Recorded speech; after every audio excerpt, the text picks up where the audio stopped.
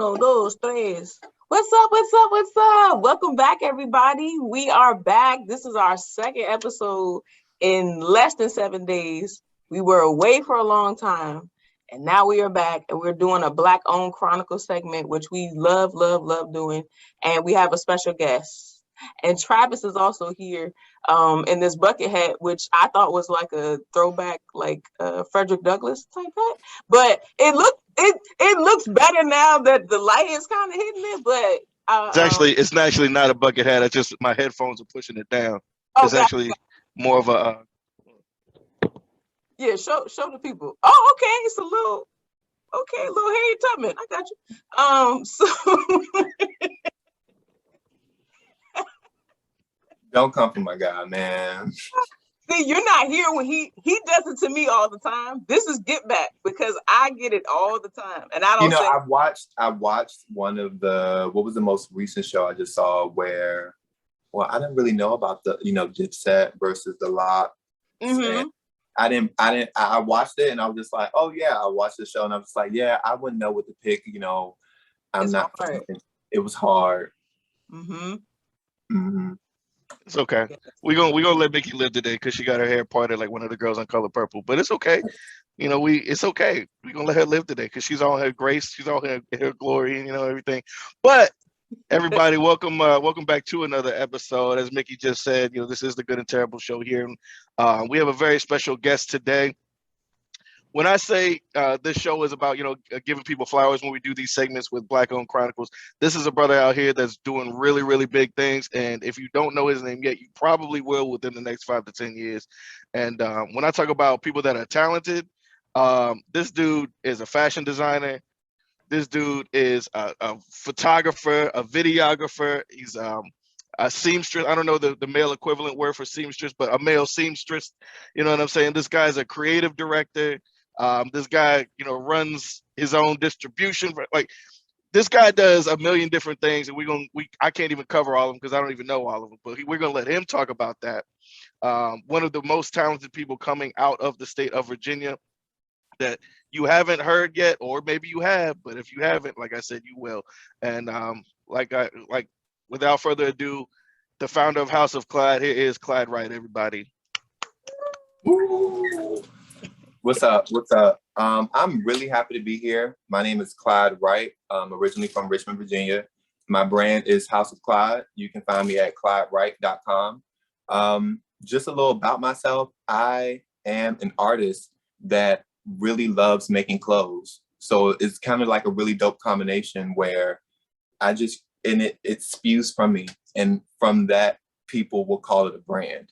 So my brand is me and whatever comes out of my hands. So I've done a lot of things. And like Travis said, we can go back and forth all day on all the things that I've done. But I like to go under artist and I like to go under fashion designer. And anything that falls within those spaces is something I can do, done before, been in the space. As far as career and working, I am a manager of a fashion distribution company for a major e-commerce. They sell clothes online through Shein, through Walmart, all that kind of stuff. I can tell you on here, because I never really said it anywhere else, that I've made a lot of decisions within fashion now that a lot of people may not be aware of at all. And it was kind of dope, so when you see all those, and I'll just say that when you see all those, you remember all those pajamas, the tie-dye looking pajamas that came out at the same time when the pandemic hit? Yeah, like the sets, the tops and bottoms. Anyone that came from Walmart, anyone that came from Shein or any of those other, or Amazon, all those stuff, you're welcome. Oh, wow. That's actually real dope. See, I didn't even know that. Awesome. First of all, shout out to the Shein connection because they have taken way too much of my money. But that's actually really dope that it goes back to a brother. So I don't feel so bad at the end of the day. It was unexpected. It wasn't something that was really like I created it. It was one of those things that because we are the American warehouse, and of course they manufacture everything. They have their own manufacturing company and manufacturing warehouse in China. So they send us the samples and they allow us to correct or make decisions and stuff like that. So before, they didn't have anyone in there who knew like fashion and clothes. Everyone was kind of like, oh, girls, they were like, oh, this is cute. Oh yeah, this is nice. That kind of thing. And when they came in, I was just like, oh no, y'all got to do this. Y'all should make this. Y'all should do that. Y'all shouldn't do this. It should be like this. And from then, that's when the owner of the company kind of like had an ear and an eye on me. I was kind of nervous to meet her because I was like, I don't know if these the kind of like racist ones. But when she saw me, I was just like, okay, cool. She cool people. And now me and her daughter are managing the company now, and we're moving forward, and hopefully the company will grow, and hopefully from there, with some younger names in there and some younger ideas, we'll move forward. Because before it was ran by older people. So that's so amazing. Like, that's so cool. And the fact that you came in and gave them direction and was like, no, we're not going to do it this way. Because you know how sometimes if you, let's say you were hesitant to do that, and then it would have went forward and you would have man, I could have made this like, I could have knocked this out the park if I had said something earlier. But sometimes it's hard to interject, especially in a new environment, to kind of like speak up. So I applaud you for doing that, because that's not easy to do coming into a new environment, especially as a Black man doing that. It's not easy, because they could easily been like, no, Well, and, it's not easy to do, but at the same time, knowing Klyde like I do, that's honestly his personality. Is that he's gonna interject. You know what I mean? And that, you know what? And with what I do, and that's going into like you said, being a seam. The word is seamster. I think they like to use seamster or tailor.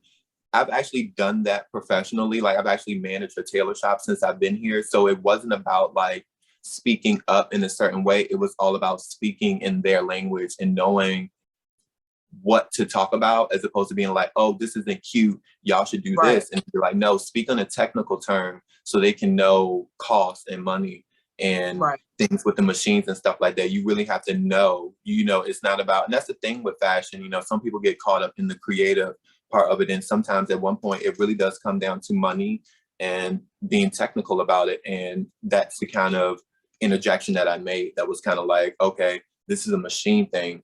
Y'all need to tighten up your machines, because right now I understand that you might have your machines a little looser because that could be faster, but for this particular fabric and what are y'all doing? You need to tighten up your seams so that way these seams can lay flat and it doesn't look cheap. So that was something that was more of like, oh, I'm not saying like, oh, y'all need to do this because I think this would be cute. No, this doesn't look right. This is not, it needs to look like this. Yeah. Right. There's a lot of things I feel like in the background and the behind the scenes that happens in fashion that a lot of people don't really know. A lot of people just think, oh, okay, I just like the way that this looks and I'm gonna, pair it with my favorite pair of shoes or my favorite hat or whatever, and now I know fashion. Like, no, there's a lot that goes into fashion that people. But I don't want to limit you to fashion. We're going to talk more about fashion in a minute as well. But I don't want to limit you just to fashion, because like you said, you are an artist, and I love the fact that you use that term, because that term is all encompassing. I forgot you even paint too. I forgot there's another talent. You're a painter as well. That painting right behind you, that it just clicked on me. So you really are an artist in the full sense of the word. And I love the fact that you describe yourself as that. That's the first word that you use to describe yourself, because that kind of, when people think of an artist, they kind of have a certain image in their minds. They just think of like, somebody with like a button-down shirt with paint splattered on it, sitting in front of an easel. You know what I mean? Like, you just think there's a whole lot that goes into the word artist, and there's so many different types of art. So, I like that it's versatile there. But I want to take back just to get the fans to know your whole background story. Okay, so tell us like the beginning, like tell us a little bit about your origin story, and like before you even got to where you are now, just kind of where you came from, your background, and then maybe even transition to how you got started into art in general. Background story, I was always the creative kid. My mom was very open to me like being creative. So, the little cheap art sets back in the 90s, the ones that I used to get those like reoccurringly. My mom would just buy them. Watercolors. Yeah. And she would buy me the little blank white sketchbook, and she would just buy them for me, and I would just do what I want. That was just how I grew up. I wasn't really into like art and fashion. I grew up with a family from New York, so it was always about presentation. It wasn't about being fashion forward as much as it was all about looking good. So I did always grow up with making sure I looked good and being creative in a sense. You know, I never really took art class serious as much as like I took art class. And one day, you know, it was as corny as it could say, but if they make a movie about me, it's going to be the best scene of the movie. So I had a wearable art assignment in an art class. And it was my first time doing anything fashion related. You know, I had done some modeling at one point, but nothing real serious. And it was like, okay, you got to make the outfit. And I was just like, okay, cool. What we going to do? You know, you going to show us how to do something? Like, what's up? And he was like, no, you can do whatever you want. I was like, okay, so you want me to make an outfit for someone to wear and it can be made out of whatever I wanted to make? I was just like, okay, cool. It boggled me. And it was the first time it made me really like think about something. And it was the first, I made a duct tape dress. So that was the end of the day. I made a duct tape dress, but this was back in 2008. So no camera phones. I can't even show people stuff. The MySpace days. But that was right. So, and it wasn't even MySpace yet. That's the thing. Like MySpace didn't come in. That was the fall semester. MySpace didn't come in for us being in high school until that summer. What? I was on MySpace back in like 2005, 2006 or something like that. No, I'm talking about Facebook. My bad. Yeah, Facebook. Yeah. MySpace. My fashion stuff didn't make it to my MySpace. That was the crazy part. But it was MySpace then. So I made the duct tape dress and it was my wow moment. You know, it was really my moment where I was just like, holy shit. You know, like I actually did this. I did this, you know, and then the teacher showed us an episode from Project Runway. Never heard of it, never seen it. And there was a Black guy up there. Let him rest in peace. His name is Michael Knight. He was one of my first inspirations. And now I'm like, yo, this is the Black gay man, you know, growing up and, you know, having my own, you know, sexuality and dealing with that kind of stuff. And people having this idea of who you're supposed to be and seeing Michael Knight being Black, being gay, being a man and still loving women's clothes and making clothes. It was just like, wow, not only can I do this, but I can really do this because I'm looking at a man on TV, like not someone flamboyant, not someone being extra. No, this is a guy up here in a nice old suit making beautiful dresses and dominating the competition. Yeah. You know, it really gave me confidence that this is not something that I can do now. This is something I'm going to do. So from there, I took a sewing class. My teacher found me a sewing class. I was still interested in art. I couldn't get into school for fashion because I had just started the year before. So I didn't really know how to do too much. So I got into school for art. And it was just something that I took on, like for real. Like I made my first collection probably like a few months after that, did it at the school talent show. I did hair shows. I did so much because it was something that I really was like into. I went to Virginia State. I want to kind of, not to cut you off, but I just kind of want to stop you right there to focus on something that you had just mentioned as well. And actually a couple of things that you mentioned, but the first thing I want to mention is you said, you know, you couldn't get into school for fashion. So you went into school for art, right? A lot of people actually, even people who know you don't even know that you actually have a degree in fine art, right? Yes. Nice. Yeah. So that's definitely something that kind of goes back to what we talk about, the encompassing term of artist. So you didn't even go to school for fashion, you went to school for art. And that, how do you feel like that helps you in terms of your background knowledge in your career in fashion? Well, it's kind of interesting because that actually goes back into my story. So once I went to Virginia State and I applied for their art degree program, I expressed to my advisor that I was interested in fashion. And then he told me about their textile department, which I didn't take on because it wasn't fashion. And I knew then that fashion was a real technical term. If something says like textile, apparel, or merchandising or something like that, it's not fashion. It has to fall under that fashion category. Otherwise, it falls under like hospitality and stuff like that, where you can, it's separated. So, right, I didn't want to go that route. I wanted my degree I wanted to be a bachelor's of fine arts, which is another technical term in fashion, in art and fashion, where it's just like, okay, do you have a bachelor's of arts? Do you have a bachelor's of science? Or do you have a bachelor's of fine arts? Those are all three different things that says what you actually did and what you actually studied. So I knew once I got to college, despite the fact that I was going in art or fashion, I knew I wanted a bachelor's in fine arts because I knew that would say more than anything. So that was first. So he would tell me, he was like, well, you can take those classes as electives and get it as a minor. And I was just like, well, what will require me to take it as a minor? So it was a few classes that I could have took as a minor and made it a minor, but I didn't want to. I really just took them as electives. So once I finished and had to do my thesis and had to do my portfolio and stuff like that, I did it in fashion. And it was the first time that anyone within the art department did anything fashion related. And people argued that. And my advisor's argument was like, he's a fashion designer. He came in fashion, he took fashion courses, and y'all know him as fashion. So why him as an artist can't do fashion? He has it on his curriculum, and everything he's done is art and fashion. Fashion, art, fashion history, fashion merchandising. I took all those classes. So he allowed me to still be a fashion designer within my artist realm, like going to school like that. And that's what made school dope for me, because I had an advisor that really was like, you can do art and fashion and let it still fall under art, you know. Yeah. A Black advisor too, but I mean, That's that makes it different. There's somebody to advocate for you, because not to say that if he because you was like, well, if he could have been another race, which he could have been, but I think a lot of times the representation that students have, whether it's high school, middle school, elementary school, or college, seeing someone that looks like you and knowing that you can, lean on them, they understand you culturally, understand what you're trying to do, and have them push you, like having him advocate for you like that is great, because sometimes you fall, things fall to the wayside because they're like, oh, we'll just, they kind of like diminish that. You were about to say something. He was white. Sorry, y'all. Okay. Wait a minute. Hold on. Wait a minute. That throws everything off. That throws everything off, because wait a minute. You went to a HBCU, am I right?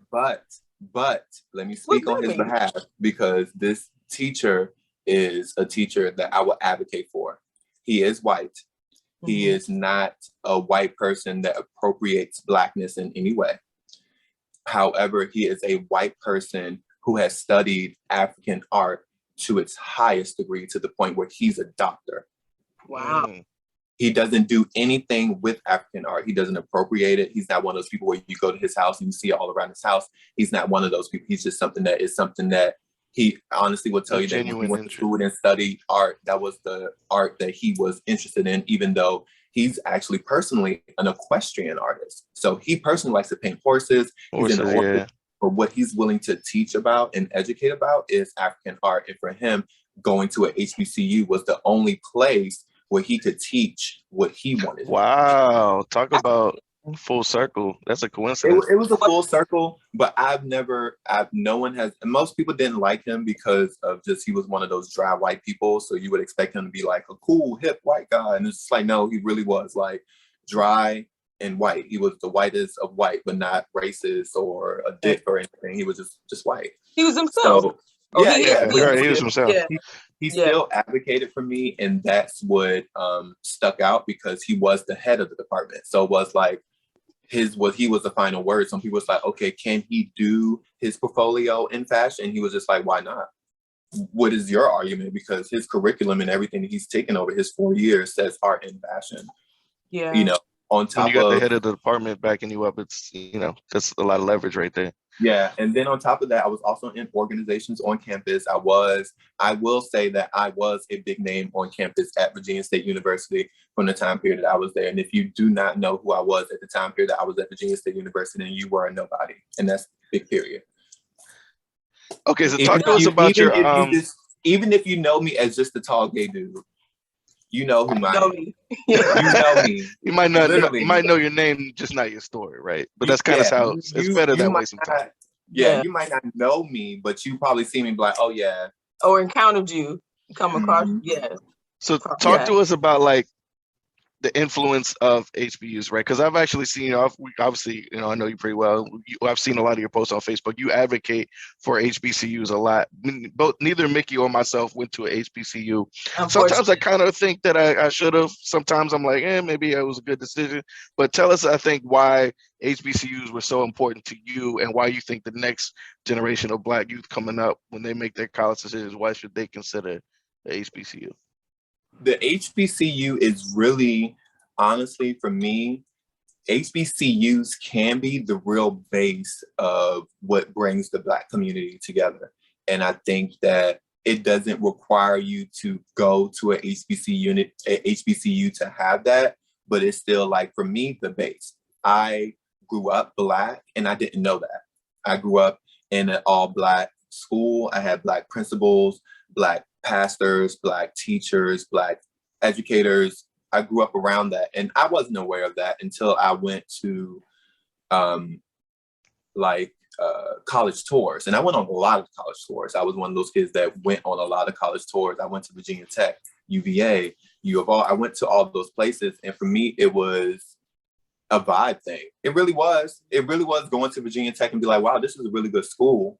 And then I remember going to JMU. I remember going to JMU, being a part of some programs, staying the weekend at JMU, going to a party and being like, do I want to go to a school where my idea of a party is me partying with the only Black people that go to the school? And that was before I even went to a HBCU. That was before I even went. And I remember going to Virginia State just on a tour. And I remember it was just a regular day. It was nothing going on campus. And I was like, this is a vibe. I'm like, this is cool. I like this is going on. I feel comfortable. That's what it was for me. It was just a level of comfortability. And I feel like some people, comfortability is different. It doesn't matter. But for me, I feel like that really is like community. That's where the base of my brand comes from. I don't know where my brand would be if I didn't go to a HBCU where people met me and uplifted me and saw me. You know what I mean? If I didn't go to a HBCU and people saw me making clothes and be like, yo, you're dope as hell. You should sell this stuff. And I was just like, what? You will buy it? And it was like, hell yeah, I will buy it. And that was my original support system. So that's what my feeling of an HBCU comes from. Education, some people may debate on, or accreditation, or whatever people can argue about that. But for me, it's all community. It's all community. I met so many great people there that have helped me, that I've helped, that I will still help, that I know, have great relationships with, all that kind of stuff. And it feels like that even now, if I met someone that went to Virginia State, instant relationship. I met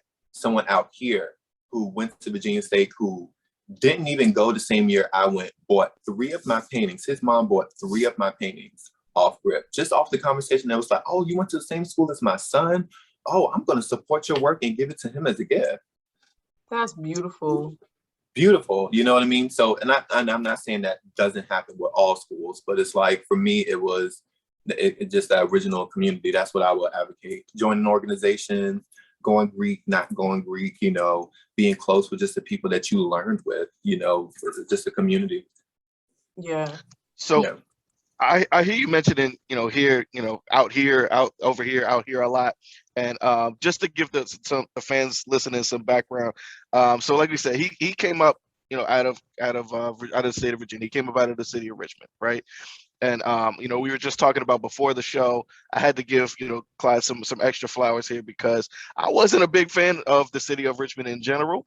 If anybody who knew me maybe about 10 years ago, maybe back in the college days or whatever, I had a certain impression about the city of Richmond in my mind, about like the people there, the environment there, the creative space there. And there was, a handful of integral people, and Klyde was one of those people that actually helped me to change my perspective about the city of Richmond. And now I actually love it. It's actually one of my favorite cities to go visit to and spend time in. But he was a big part of that. But now he's taken his talents and gone to the other side of the country. And now, literally the other side of the country, all the way on the West Coast, he's in California right now. So tell us about that transition. First of all, why did you want to do it? Second of all, what was the transition like for you? Was there any like culture shock? Was there any big major changes there? And third, how do you think that transition has helped you out in your career? So I originally knew that once I graduated from college that I was going to leave Virginia, simply because as an artist and where I wanted to go originally, I'm like, Richmond and Virginia just doesn't have a job market. And I think that's something that a lot of creatives in the Richmond, Virginia area really don't want to talk about. Which is like, okay, yeah, you can create a business. Okay, you can do this. Okay, blah, blah, blah, blah, blah. Okay, bye. Everybody don't want to do that. Some people want jobs, like jobs. Like a good paying wage. With pay and benefits and opportunities to quit it and then find another one without a problem.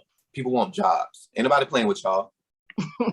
That's honestly that's one of the how I biggest felt, you know? proponents that I had. One of the reasons why I like the city of Richmond, but I wouldn't live in the city of Richmond because No. of the job market there. It's really not. What job unless market? you're What working, work at? unless you're working remotely where you can live there because it's cheaper than Right. other Virginia. But to live and, like you said, if you have a job, if the goal would be to have a job that pays well, you have benefits, you have some type of incentive, and then have the ability to move up in that job and not like, you know, a ceiling in every position. It's like there's no growth. So It's really like that's something I hear a lot, like from you being from Richmond. And I've never lived there, but I've known people from there, been there, and I was like, where do people work down here? Because it doesn't seem like, and that's just from me looking from the outside. I always wondered that.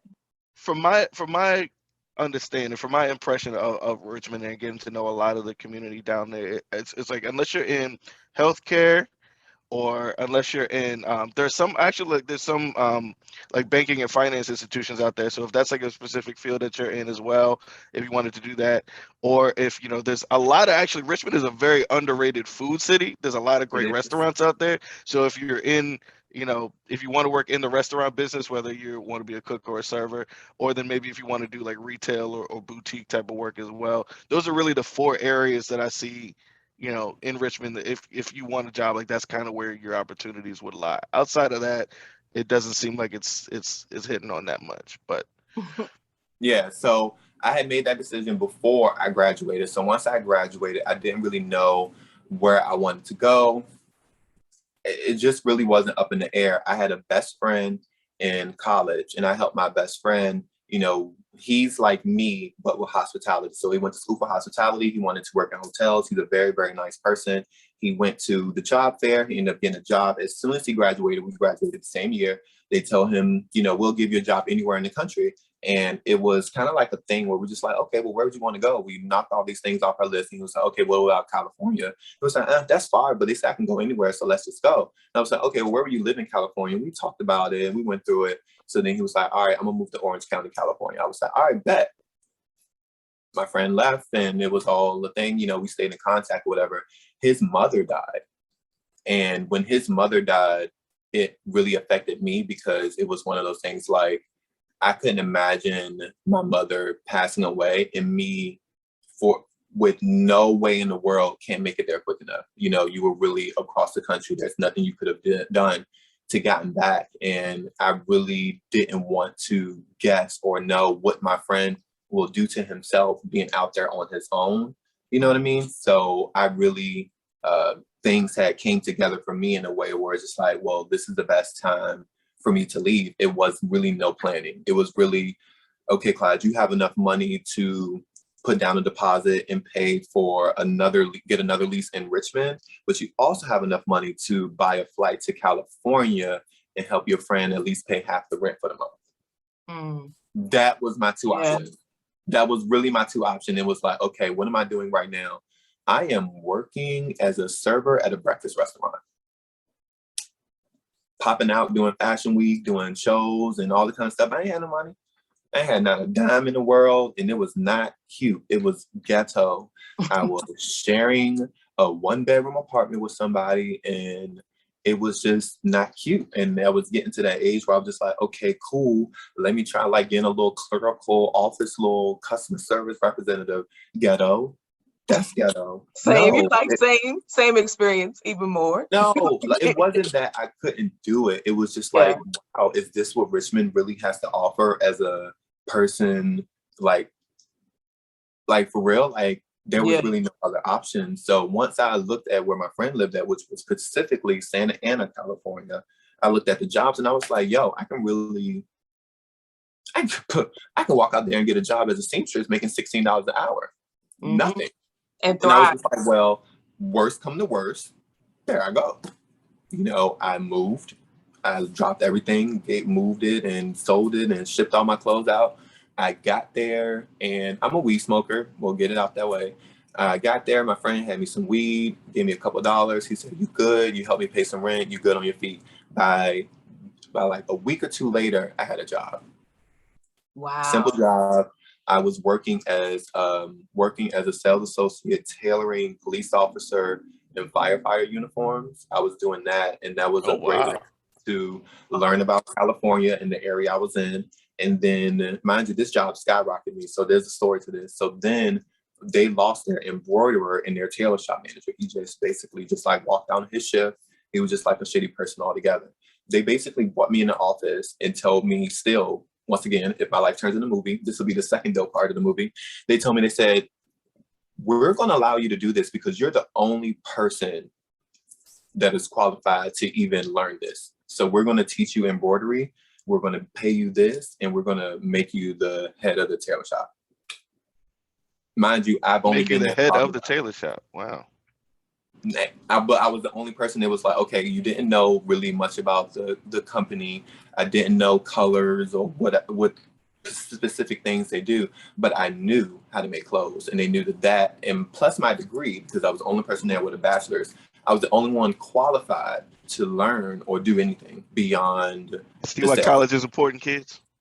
Right. I was there, and that's exactly what it said. Mind you, they had a sales, they had a floor supervisor, they had other associates that had worked there years before me, but they told me like, you're the only one that's actually qualified. Like, not about having a degree, it's just all about, we see that you know stuff and you take the time to know stuff, and you just got finished taking a long period of time studying a piece of information. So now we know that if we teach you this particular information, that you'll take it the same way that you've taken it.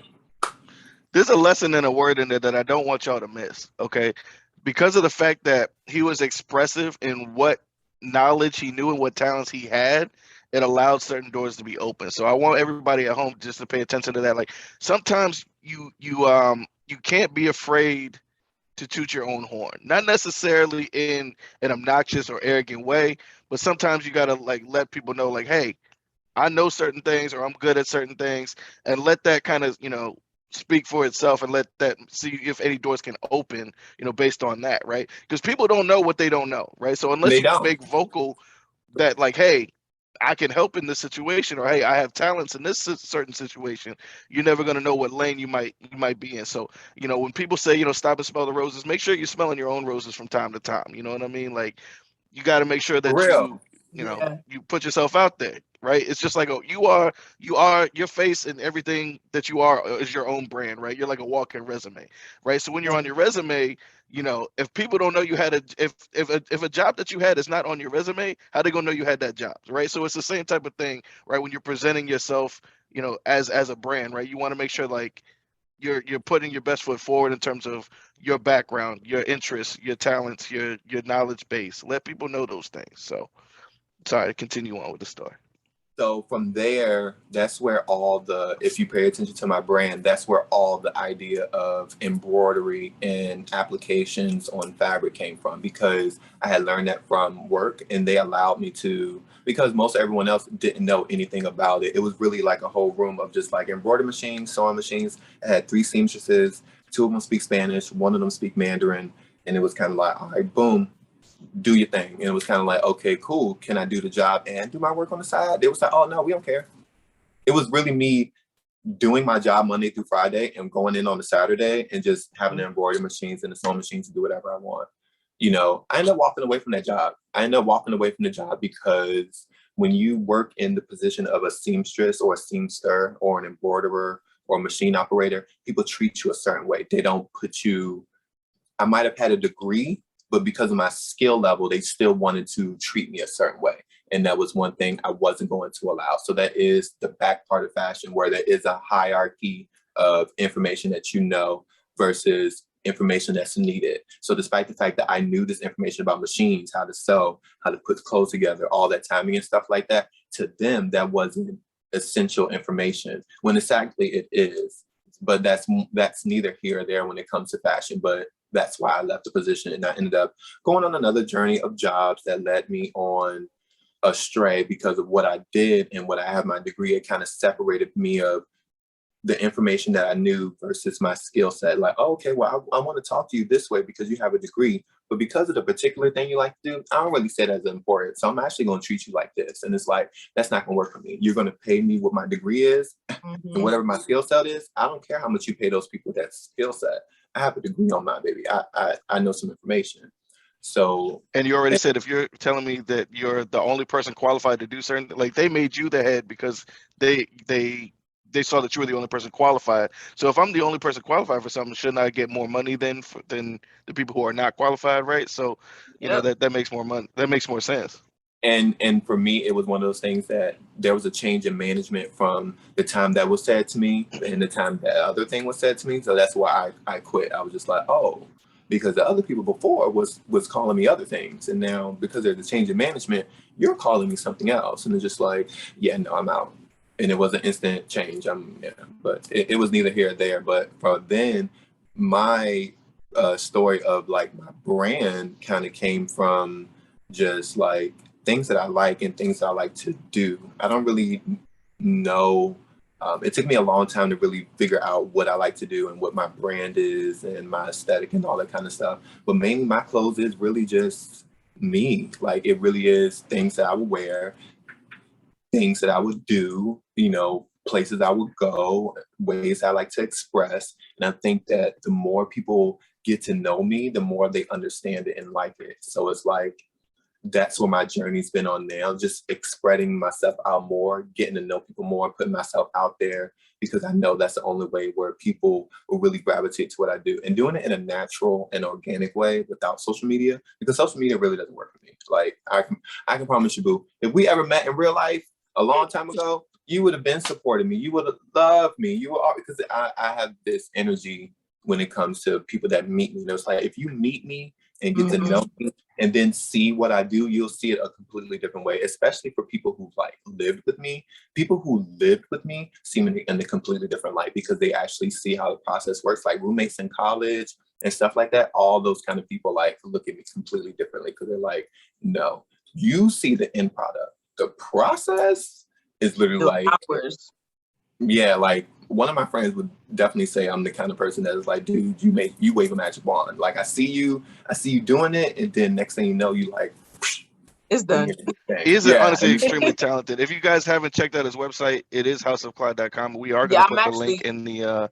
I'm gonna show before we get off. I'm gonna show the latest collection because I have it up. Oh, that's perfect. And we are going to put the link in the description of the video as well. And let's actually get into that while Mickey's, kind of setting that up just so we can show the fans a little bit of preview. Why don't we actually start getting into your brand here? Because we've kind of done this build up of like how you got here. You are an extremely talented fashion designer, right? So I actually got to meet and got to know Klyde through Fashion Week in Richmond. Like a lot of people don't know, down there they have a Fashion Week in Richmond, RVA Fashion Week. I got to know him, in that type of setting, in that type of environment. I've seen a couple of his shows, right? I've seen a couple of his sets, right? He's actually a very talented person. He was always a standout amongst the different designers. They had a lot of different designers around the state of Virginia that would go to these different shows and display their clothes. He was always one of the highlights, of each show, right? Even the ones that I didn't attend, some of them that I could see virtually, even still, I was able to catch some of his lines there. And extremely talented fashion designer. We're putting his website up right now so y'all can take a look at least some examples of at least his more recent stuff. And we want to kind of get into your brand now, and we're going to kind of get deep into the thick of it. And what kind of inspires you, what inspired you in the first place to create your own brand? Where do you draw your inspiration from? What's the main thing as well that you want people to know about your clothing brand? My basis of my brand is streetwear, solely because I grew up with streetwear being the highest form of fashion. So I didn't grow up with like the flyest thing you wearing is a suit, or the flyest thing you wearing is Gucci or Louis or any name or brand like that. For me, the flyest thing, growing up, the flyest thing that you can wear was the rarest thing that someone else can achieve. So my brand is based off of a guy or a girl who loves streetwear, and they engulf themselves in what fashion and streetwear is about. But what they love the most is having things that are rare and one of a kind. They see the Jordans that just came out, they need those, but they need something one of a kind. My brand is really an artistic spew of streetwear.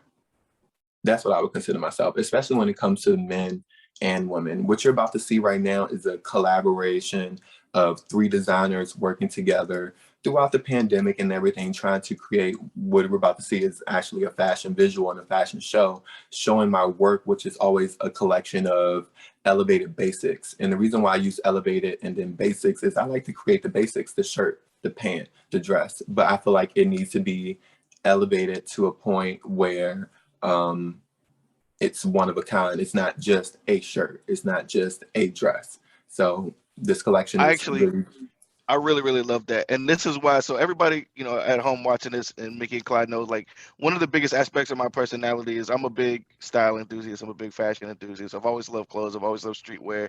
That's something I talk about literally on a daily basis, right? And, you know, for those of you who have been following me on social media for a long time, going back to Instagram, going back to Tumblr, going to Facebook, even MySpace, you know, I always posted like the outfits of the day. I always talked about other celebrities that were,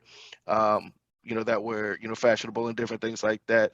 And there's very few people who I actually like, you know, respect their fashion opinion. Like, not celebrities, but just everyday people like you and I, right? There's not that many people that I really listen to, because most people, I feel like, honestly cannot dress, or they don't know that much about style in general. And so there's probably maybe like 10 people when they speak about style or about fashion, I actually listen. And Klyde is actually one of those people. And one of the reasons why is because exactly what he just said. Because when growing up, like the freshest people were about who had the one of a kind, who had the unique style. Those are the people that I respect, I think, the most when it comes to style, who had the unique style, right? Because there's a lot of people who, consider themselves stylish, consider themselves that they can dress, but I can walk out and see 15 other carbon copies of you with the exact same outfits that you have on. So to me, it's not really stylish if I can see it with everybody else. I want to know what your style is. So I love the fact that you bring that element of uniqueness into your brand and your designs. And that's one of the reasons why when you speak, like I said, I listen. So that is a big form of respect for me. I guess why, we wanted to bring you onto the show. So back at you, I just want to let you know just a little bit that you are one of the few men and guys I think about when I actually create my collections. It's, okay, will this guy wear it? Will Travis wear it? You know what I mean? Oh, wow. Particularly, I think about that because it adds to the practicality of what I'm making. Like, okay, I know I will wear pretty much anything, but now, is it streetwear enough where I know other guys will rock it? What would they wear it with? So it's like, because you have one of my shirts, I'm like, okay, will Travis wear these jeans or these pants with my shirt? If it's not coordinated or something like that, that is something I think of, and I would just, let you know that. Wow. So you do support honestly, me. You are one of the guys talk about that actually support my brand. So those are the guys I think about when I create myself. So when you look at the collection, think about like, okay, boom, Klyde thought about me when I made this top, when he made those pants and stuff like that, thinking about what I wear, even if it's something that you wouldn't wear. I do consider stuff like that. Cool. So we've actually never talked about that before for everybody at home. That's the first we time never talked about that. That's a huge compliment that like I'm that I come to mind, I guess, when you're creating the clothes. That's really, really dope. I really appreciate you saying that as well. It's actually like one of the reasons why I even started getting into style in the first place is because so Klyde, he's already mentioned it a couple of times, so I feel safe saying this. He identifies as a gay Black man. Right. I obviously identify as a straight man, straight Black man, and Mickey, identifies as a straight Black woman as well. But, 12, 13, 15 years ago, I felt like when it came to style, when it came to things, there was a big stereotype that, like, when it came to men's fashion, that only gay dudes were the only ones that, like, they knew how to dress, they cared about their appearance, they cared about style and different things like that. And I always wondered why. So that it actually kind of like influenced me and kind of like fueled me into getting more into style, to feel like, hey, straight men can do this too. Men can care about how they dress. We can care about different styles and different things like that. And so I really appreciate, the words you say and things like that, because it's a conversation that needs to be said and needs to be adjusted. That, like, hey, guys, we can be out here as influencers when it comes to fashion as well. So I appreciate that. And Mickey, why don't you go ahead and show the collection here?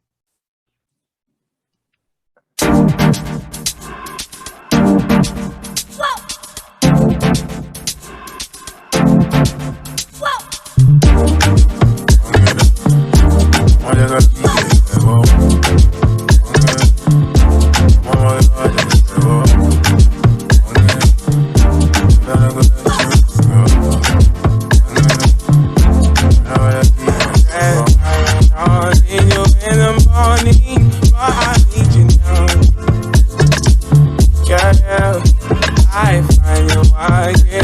what you're needing. I know what you like.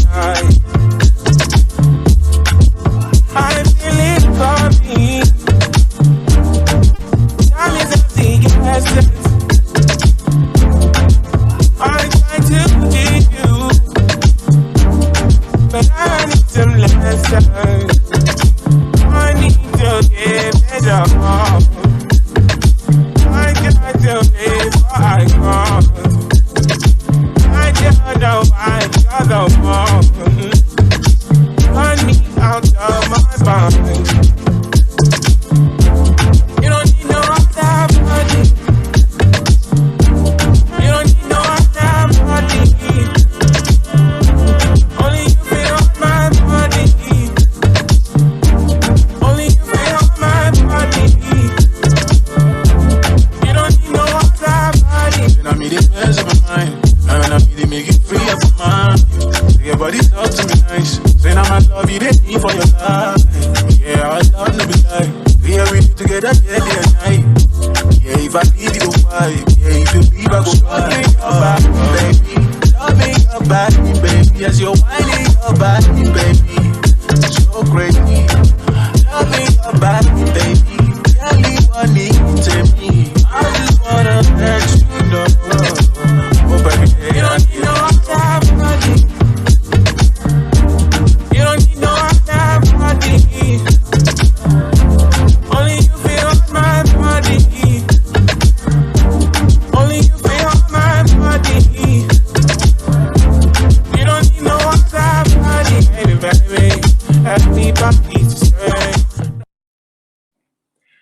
I just want to say, I've heard that song 1,000,001 times since the video started and to the time I released it, and I don't know why I'm not sick of it yet. It doesn't get old. You can't It's get sick of literally, it. And it's I literally the song of 2021.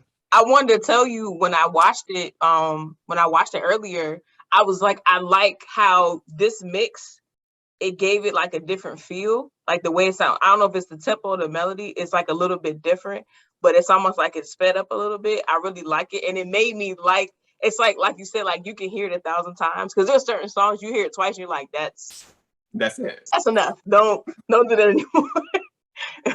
But the collection, my favorite, to start with, my favorite piece is the I don't know if it's a jacket, but it's like a pullover, saying don't beat your head against the wall hoping it turns into a door. That, when I saw that, I was like, man, I just had like a mini revelation, because I've done that before where I'm like, no, I can make this work, and it's like, it's not to say that you should give up on something, but sometimes there is a door, you're just not looking in the right direction. And I like how that piece, even though someone might see that and go, oh yeah, that's really cool, but seeing and understanding from your standpoint, like, what does that mean to you as a designer for you to say, I'm going to put this in the collection, because words have meaning. So I really... But that particular piece is from 3 pieces that I made, that I've ended up selling one piece, and I'm keeping one piece, and I'm selling that particular piece. But during that moment is when I really started embroidery, and my only grasp of embroidery was text and words. And I felt it was corny for me to put my name on everything. And then I got to a point where I realized that people like embroidery, and it's a great way to say stuff. So I started putting words on it, like little phrases. And then I had a lot of time at work, and one of those things, it was like, well, how long would it take for me to embroider like a whole sentence or something like that and put it on something? And I did it. And then I have another piece that I made that I've embroidered a lot of words on it. And I knew the instant reaction it gets, like when I'm at a bar or I'm out and someone's behind me and they're reading it and they're like, yo, your crew neck just changed my perspective on life, because I'm taking a lot of quotes and I'm putting it on there. So then it inspired me when I was working this embroidery shop, and they were across the street from a fabric place, and I had an 8-hour workday where I just really did anything I want on top of course, the work I had to do. And it got to a point like, what is the thing that I can do? And I was like, I want to make these hoodies, and I want them to say stuff on them. The hoodie says more than what is just on the front. There's actually a quote on the back, and on the hemline, it's a lot of quotes on there. But I wanted the hoodie to be something that was dope, that you can instantly see. I love denim. The whole collection is denim. So I put the quote on it in the right words so that the wearer can feel like the influencer. Like I'm wearing this because I want someone needs to see this, you know, and the person reading it will feel like I needed to see that, you know, especially if you read it and you see it. And that's why I kind of felt like when I have it, you know, and when I made it, the person I gave the other hoodie to that has another inspirational quote on there, he's an artist, and I felt the same way. I was just like, you're an artist, so you already have that feeling of wanting people to receive a message from you. And a lot of people meet you and want to receive that message, whether it's your work or something else. I think this hoodie will be a great way for you to get this out there. And for me, it was one of those things where I don't really think about pricing or making something that's really dope. It's like I really enjoy making clothes. So it was really one of those things that I made. Hopefully someone will see that, be inspired, and wanted to own it so it can inspire other people. So that's what that particular piece is about. And I added that in the collection because I didn't want the collection to seem like just a mute of just like things rolling by. I wanted people to like have something they can see and things that they're interested in. And that was one of the things I threw in the collection. You did a great, like I said, when I saw it, just like you said, when you see something and it just grabs you, it made me go, I paused the video. I literally was like, dang, I've been doing that probably several times in life, not even just in being an adult. But for me personally, I love quotes. I love things with quotes on them. I just bought I love graphic tees. I love hoodies, especially like during quarantine, that comfortable, like we talked about with the Crocs, that comfortable state of like, put on a hoodie, put on the t-shirt, and, you know, just let that be it. But I like my clothing to say something. And I also like it when people not necessarily compliment me, but the message that they're seeing something. I just purchased a shirt from a brand called Reborn Kings. They're actually out of Upper Marlboro. And I didn't know that. One of the owners actually went to church with him and his wife.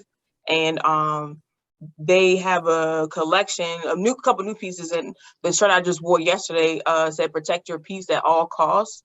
And I wore it on purpose. I had a club, I'm a photographer as well too. I had a club event yesterday and I wore it to the club for a reason. It's just like that message, like when you put something on, especially when it's a quote, whether the designer or the creator realize or not, that message goes so much further than it just being on a hoodie or on a pull-up on a shirt, even if it's a bumper sticker, like, you know, small little things. Because to me, words have power, and putting words on something for you as the designer and creator, I know it means something to you for you to say, I'm putting my name on this and I'm going to, you know, provide it to other people. Yeah, I mean, I think what you just said, Mickey, but also the fact that like it's not just words have power, right? Your style as well is supposed to make a statement about who you are, right? So obviously, you know, that's literally and figuratively at the same time, because if you have a quote, it's literally making a statement at the same time, but it's also with the fact that you're wearing it, it's making a statement figuratively, because you're talking about things that that you can identify with in terms of that fit your personality, right? Like I chose to put this on because this is something that I would say or that I would believe in or that resonates with me in some sort of way, right? So like you can definitely tell in the video. By the way, great video. I actually really love the remix of that song. Like I know the song already has a remix, but the remix that you guys did in that song, it was nice. That's clearly the song of 2021. But you could definitely tell, you can definitely see how much you love making clothes in the video.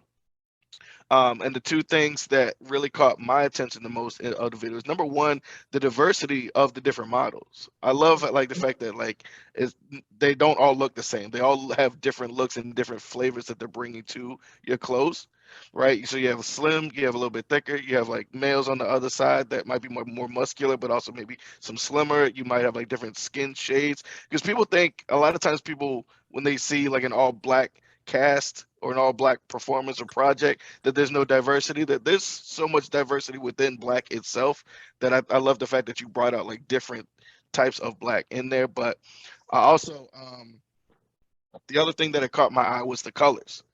So that's something that I'm really big on. And when you talked about earlier, like if you ask yourself, would so and so wear this if I made it?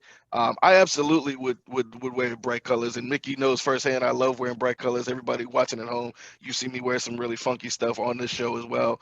Um, I might be a huge minority in this, but I'm not a huge fan of people who only do like neutral tones all the time. Because that's a big thing in fashion right now. A lot of people love to I do hate it. neutral all the time, earth tones, browns and tans and whites and blacks and greens. It's okay, right? It's cool sometimes. But I know people who literally do it all the time, right? And there's also a big wave of the basics earlier. We talked about that a little bit earlier, where everybody just wants, plain, tees that don't have anything on it, don't have any images or pictures or words or nothing. And, everything, they now have stores dedicated to just basics like Uniqlo, right? Or even like the basic section of H&M, right? There's stores that are really just designed, American Apparel, right? They're designed Right. for just like the basics of clothes. I'm not a big fan of that. I want something that makes a statement. I like the loud, vibrant colors that you have in the video that we just watched. It does give me summer vibes, but honestly, I think that that's something that you can wear in fall, in spring, maybe even in winter, right? So I really love the fact that you brought different color elements into that as well. And then for me, I feel like my brand is, I don't like to do seasons because I'm one of those people that is like, baby, if you can dress, you won't see my collection as the way you really see it. It will be like, well, but yes, I put it, yes, it was a short sleeve, short dress, girl, but you ever heard of layers?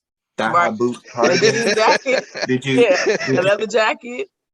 Do you see the mix and stuff? I mean, like, come on, bro. Like, there's a way you can do it, and that's where I feel like my brand is for educated, and I hate to use the word educated, but I feel like my brand is for an educated, stylish person. It's someone that knows exactly what they're going to do with this piece. Not someone that's like, oh, I'm gonna buy it, but I'm not really sure what the word was. Like, oh no, baby, that's this outfit, or right. baby, that's for brunch. I know what this is people for. that are going to be willing to take risks and experiment. Yeah, right. Willing to take risks. I like. I'm a fan of denim. So my favorite two pieces is once you saw my logo, when you saw the two dresses, those are both denim dresses. And I'm one of those things that like some people's like, okay, well, a lot of people don't wear denim dresses, but it's like, it's one of those things where every time a girl has purchased a denim dress from me, she's always been like, oh, this is my favorite dress because of the fabric and how I choose to shape the fabric. It's one of those things where it's like, the girl that wore the dress, she was like, oh, I want to wear this now. Like, I want to go out in this. I feel like I can conquer the world. You know what I mean? Or like, oh, I feel like, like the girl who had on the dark denim dress, she was like, oh, I feel like I can do anything. I feel like I can wear tennis shoes with this. I feel like I can wear this with pumps. I feel like I can wear thigh-high boots with a cardigan and go to work if I cover this up. Like, it was so much versatility to it. And I feel like that's what my brand is about. It's really about versatility. It's seeing a piece and being like, this is not an outfit. This is a piece. That hoodie is a piece. With the embroidery on it, that's a piece. That's something that's not something you're just gonna pair with one thing. It's like, oh no, baby, I'm buying this and the girls gonna see this. Oh, it's gonna be around. That also goes back to what you were talking about earlier about like the uniqueness, right? So when you talk about denim dresses, right, you're absolutely right. You don't see a lot of women wearing denim dresses. So when the fact that you do see one that's made well and worn well, that's gonna stand out, right? So it's gonna like draw more attention. That's probably why they feel like they can conquer the world, because attention's on them. It's like, wow, is that a denim dress? Because it's something that catches you off guard, right? And I love the fact that you do things like that and experiment with different things, because like you said, I feel like you're a designer that specifically makes clothes for the experimental person, because you have a lot of different people who make clothes nowadays who I don't necessarily call them a fashion designer, even though they have a fashion brand. I feel like I just call them somebody who has a fashion line, who has like a clothing line. There's a difference between a designer and somebody who has a clothing line, because I feel like there's a lot of people who literally just tailor to what I like to call mannequin dresses, right? Look, people who like walk into a store. Don't get me reading on the video now, because we're gonna get into it. I want your input. This is why you're here. I want your input. I told you, when you speak up, I listen. To know, and this is for people who don't know. I want people to know that there is a difference in things and what people are doing, and I want people to know that other people and brands are using marketing to convince you that there's something that they're not. So things that you may hear are thrown around. Luxury. I don't like to use the word luxury. Oh, yeah. Because luxury is one of those things that, okay, one, if it's luxury, then it's not supposed to be affordable. It's supposed to be a rare item, and it's supposed to be made out of the highest quality materials. It's a word that people throw around. Couture. You'll see people use the word couture for a person that makes clothes, but to be a couturier is actually a process that you have to be approved for. So most brands, high-end brands, don't use the word couture because it's not couture. But of course, someone else going out to get their, business license will slap couture on it, and then it's one of those things where it's kind of like a nickname, right? It's like you want somebody to give you a nickname. If you come up with your own nickname, it doesn't hold the same amount of weight, right? So if like somebody labels your brand couture, that's dope. But if you just go out and say my brand is couture, it's like, well, okay. But I mean, they could be. They very, very well could be, but it's just, it already kind of, I feel like, is off on the wrong foot. But I really want you to read. I want you to get into this because I have some really hard-hitting questions here while we're here. But first, just for everybody at home, as just a little bit of background from what I was talking about with the mannequin dresser. So to me, there's two types of dressers, right? We already covered the experimental people who can literally take an item, right, and create a look or an outfit with one item, right? The type of people that you could just plop down in any store and they'll walk out with something that they like because they know they can pair it with other people. The other people are what I call mannequin dressers, people that literally go shopping for like a specific outfit all at once, right? Or they walk into a store and they'll see like the look that a mannequin has on, and they'll try to like duplicate that, right? Instead of creating their own, they just like, okay, I don't want to take the time to showcase style. I just want to, I just want to Xerox what this mannequin has, and then I'm going to wear it, right? That's what I mean by a mannequin dresser. But I want you to kind of get into that because it is reading time. Because if anybody knows Klyde, one thing he's going to do is read. Like, I mean, hooked on phonics level reading. So, I mean, and for me, it's one of those things where it's like, I want y'all to really know that there are, and I'm saying this from where I am now as my job and where I am now as a designer, there are a lot of places, people, and things who are actually manipulating people through marketing to make people believe that their brand is something that it's not. Also, there is a lowered standard from us as consumers on what we actually accept from these brands and these places. And I see a lot of brands putting their energy into marketing, into packaging, than they're actually doing the actual product. So then what normally happens, and I'm only speaking about this in a way from a consumer standpoint. So what is really happening is once they marketed their item on social media and have your interest, and they send you the item and you open it and it's a lot of glitter and gold, and then you actually have it, and then you separate the item from the brand, and now it's something that exists in your closet. And now it's like, okay, this isn't my favorite item. This is not really something that I'm like. The quality material wasn't really there. I don't even remember where I got this from. That's what I don't want from my brand. You can go in your closet right now and really like, where did I get this from again? Like, what was this? That's and then find out it's something that you really was like, oh, I got a shirt from this. Then you go on their Instagram or you go on their social media, like, yo, that is not what I purchased. It did not look like that, or it didn't feel the way that you marketed it, and it didn't give what it was supposed to give. But at that point, they already have your money. That's the thing. Right. So your dissatisfaction doesn't matter to them. Even your return and you getting your money back doesn't matter to them because they've already made the sale, because these people only count the money they're receiving, not the money that they're losing. I'm going to ask a question, and I feel like I have an idea or an assumption of a brand that you might, it's not really a brand, but it's a distributor, I guess you would say. How do you feel about like FashionNova? Oh, I'm here for this. Okay, I'm here. Because, and I'm gonna say, go ahead. FashionNova is where it started, where it was like, we're going to, and it was smart. I'm not even mad at it. It was smart. Mm-hmm. Someone went into Rainbow and was like, we can market this thing the right way. We need to get the right models. We need to get the right photographers. We need to get the right people in these clothes. And if we market it the right way, we can turn this into a completely separate entity or brand while still grabbing from the same place. Yep. FashionNova. Mm-hmm. Go ahead. I'm sorry.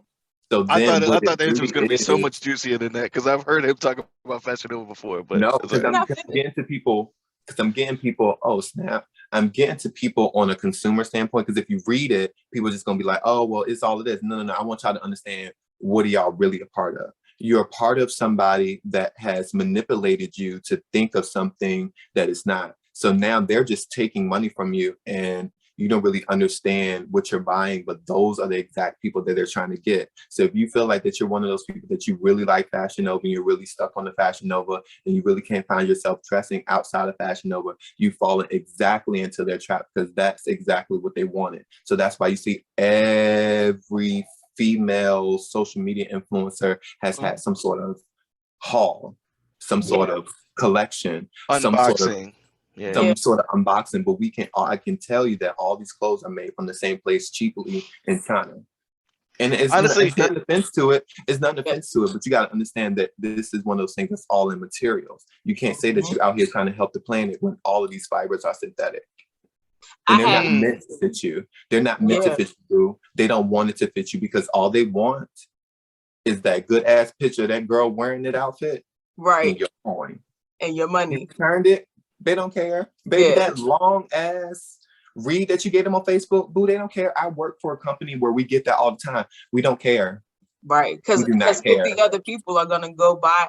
Even if I gave it a bad review, there's 100 other girls or guys, because they have fashion with men, that are gonna go buy the same item and go, well, I'm just gonna try it out. Because when you said the thing about Rainbow, when they first came out, I was like, this was kind of like that Rainbow vibe, but a little bit they just put a little razzle dazzle on it, or like you said, it's certain pieces that are put in. But the price, that was the part, because I shop at FashionNova a lot. I can say the majority of like going out close graphic tees is the thing that I love. Most of those come from FashionNova, and I usually go to the men's section instead of the women's, because the men's. I like the jackets. Okay, I'm glad you brought that up, Nikki. All of that type stuff, but I feel like for me, like you said, with returning stuff, I've never returned anything to them. Even if you return it, you're not getting your money back. So if I buy something and I don't like it, I either end up giving it away, or just trying to figure out how to make it work. You can sell it. If you, I'm not doing all that. I just give it away. But if you, as like you said, as the consumer, if you look at it from a standpoint of, they're charging me $60 for a skirt set that I could go, not even a skirt set, like how you said the like the 2-piece sets, like, you know, the spandex, the colors, the cute colors. I could go to Rainbow and get the same thing for $12.99, and FashionNova will charge you $75. Okay, well, here's the thing. Actually, two things. Number one, to piggyback on what you're saying, Mickey, Klyde is right. It absolutely was genius what they did.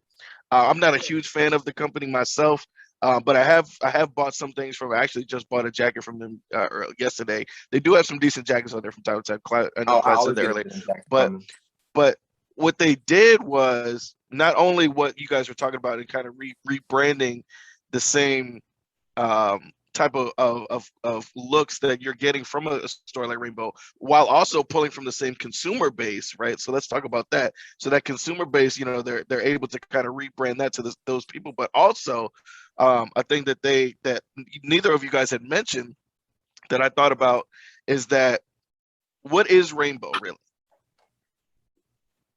What is FashionNova? Yeah, like literally, like in just a very no. I mean, like in a very literal sense. What exactly is FashionNova? It's a brick and mortar store, right? Right. When's the last time you saw somebody ordering online from Rainbow? And you can, but you wouldn't. You can, but nobody does. It's like, so what they did was they also kind of influenced another generation, because remember, there's new generations coming up every few years in terms of, like, there's generations, but there's sub-generations in a generation. So, you know, as these younger people that only grew up with smartphones and the internet, you know, when they get older, a lot of them don't do a ton of in-store shopping, right? Nope. So a lot of them never really had the experience of going into a Rainbow. right? They might not shop at Rainbow. So what they're doing is like, you know, they're taking those same type of clothes, putting them online for an upcharge, and introducing those same clothes to a younger generation that might not have done. Mickey, you yourself, you're part of our generation, but you don't even do a lot of in-store shopping. You love to do online shopping. No, I am not brick and mortar at all. I despise the mall. And I'm But sorry, you might be like, what? I hate it. I do not like She does. it. She absolutely does. We've talked about that on the show a couple of times. But think about somebody 10 years younger than Mickey who, you know, might have literally, because me, Mickey, and Klyde, we grew up in the age before there was internet, right? So we were kind of part of two different worlds. But somebody maybe like 10 years younger than us, maybe even 15 years younger than us, they only grew up with internet. You know what I mean? So they might do 90% of their shopping, maybe 95% of their shopping online. So FashionNova was also a genius for introducing, you know, those type of clothes to those type of people, right? So they're kind of expanding the demographic. But I'm glad you, Mickey, brought up the men's line as well. When they started introducing the FashionNova men's, again, I'm not a huge fan. I have bought a couple of things before. One of the button-ups I bought from there was one of the worst quality fabrics ever, though, I will say that. But sometimes they do actually have some nice clothes on there. My whole thing is that, because Klyde mentioned it earlier, is that a lot of these companies behind the scenes make a lot of clothes for different brands. And if you're somebody like me who actually does a lot of shopping, both online and in store, one thing that jumped out to me, like the first few times that I started going on the FashionNova men's site, is they literally have items from other stores that I've seen. like I've actually Let me explain that one to you. Let me explain that one to you. My job right now, what you'll realize is that there's manufacturers, there's companies like Amazon that strictly produce clothing. Mm-hmm. They strictly produce a certain thing. See, back in the day, when you see other fashion designers, you can just walk into a manufacturing company, ask them to make a dress, and they'll make a dress for you. No, they don't do that. See, consumerism and mass consumerism and capitalism has turned into a point where we have manufacturing companies that strictly make certain things. They strictly make certain things and then they distribute to other places that will add stuff to it. Cotton is coming from the same company. The t-shirt is coming from the same company. The tag that's sewn in it is the only thing they didn't do. They sold the shirt and then shipped it off. They sold the pant and then shipped it off. And then the other company might have added their rips to it, or they might have added their whatever detail in it and sold their label in it and called it a day. You know, my company does that. We make our dresses, we make our pajamas, but they get pulled out and slap a tag on it. And it's funny to us because every once in a while somebody returns the dress to us and it has another company tags and it's like, oh, well, shit, I guess they don't know. So that's why we're like, we sell for Shein. Our tag, the tag will say for Shein, but it comes directly through our place because we make our own stuff. So when the pandemic hit, we also made masks too. Of course, it's in China, but when it was expressed to me how big it is, it's like an Amazon warehouse, but with seamstresses and all that whole mechanism of things. So it's like, think of it like different warehouses where they're all coming from the same thing. Wow. Yeah, absolutely. Like that's exactly what I'm talking about. Like even for Shein, right? Even for Shein, I do love Shein. I'm not gonna lie, I love them much more than I love FashionNova. And I should have never downloaded the Shein app because I've spent so much money on there. But even sometimes you can even say, sometimes they don't even hide it, right? Sometimes they'll have you know, the name on there. Like there's some other brands out there like Romway, they got, you know, her of Zaffo. I think that I'm pronouncing that name right. I could be wrong, but like those two companies as well have a lot of the same stuff as Shein, right? And even FashionNova, like and you can Boohoo. Literally. Boohoo Sorry, I said and Boohoo. Oh yeah, and Boohoo, right? That was originated for me. I was on Boohoo early. I was like, I like this. Right, but that's what I'm saying. You go on FashionNova men's. I can't speak for the FashionNova on the women's side, just because I don't shop there. But on the men's side, you can literally like, I've seen this shirt at Rue 21. I've seen this shirt at Boohoo. Yes. I've seen this shirt at Forever 21. You know what I mean? Like Cotton On. Like I'm like, there's a Reason, right? You know, Mickey, we've talked about Reason a couple of times. I love that website, but even there, I've seen they kind of, you know, take some designs from other people as well. And I'm like, there's a lot of these stores. I'm like, if you do a lot of shopping, if you are a real shopper, you'll recognize somebody's like, I've seen this shirt before. You know what I mean? I've seen those pants before. Like, so it's just funny to me how it all kind of comes back, you know, from this discussion. But that's how the fashion works. Like, for instance, Cotton On, a great example. Cotton On actually makes cotton for a lot of other brands and sell cotton to a lot of other brands. But their brand, the cheapest cotton. Wait, say that again? Cotton On makes cotton for other companies and other brands, but their brand is the cheapest of the cotton that they make. So in are terms they of the prices or like the quality of the quality? cotton? The Oh quality. wow. That's how you make the money. Fact. And I have said, I've been on record, I think I've said it on this show, Hey, Cotton On, at least I'm gonna go pre-pandemic. grab my charger, guys. Is that okay? Yeah. Yeah, grab your charger. Pre-pandemic, I would say that Cotton On probably had the best clearance section of any store that I've ever shopped at. I love, for real. Cotton On in terms of their clearance section. You can literally find the flyest stuff in there for not even joking, $5, $10, Where $7. is it only in store? Or is it online? I've never heard of it before, so this is the first Well, they time. have both It's their a in-store mall. and their online, but Okay. I'm talking about in-store because they have one, over here at the mall down the street from my house. But I like Cotton On, but for me, it was one of those things. I learned a lot about Cotton On before I actually shopped there, and when I went there, I was like, how dare y'all be what y'all are and sell what y'all sell? The quality of the clothes, well, the design of the clothes, in my opinion, are great, and I think the pricing of it is great too. However, the quality for what the business is about is a little shocking. This is dope. So this is background. This is why you're here, because I wouldn't have never even known that.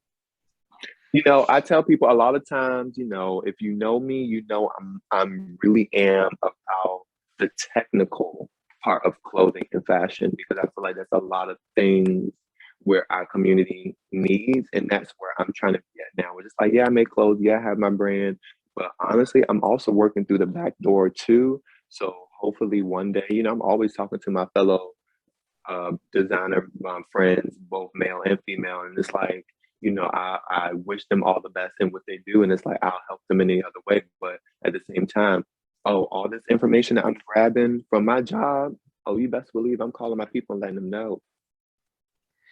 All right, so we've been on this episode pretty long. Now we're going to be wrapping up soon, but I have a few hot questions that I want to ask you, Klyde, before we let you take off for the night. And by the way, everybody, we're going to bring Klyde back for another episode at some point, because one of the things we were talking about is I want to discuss with him his top 10 fashion icons for celebrities in the industry, because now obviously with social media, it's a real big thing.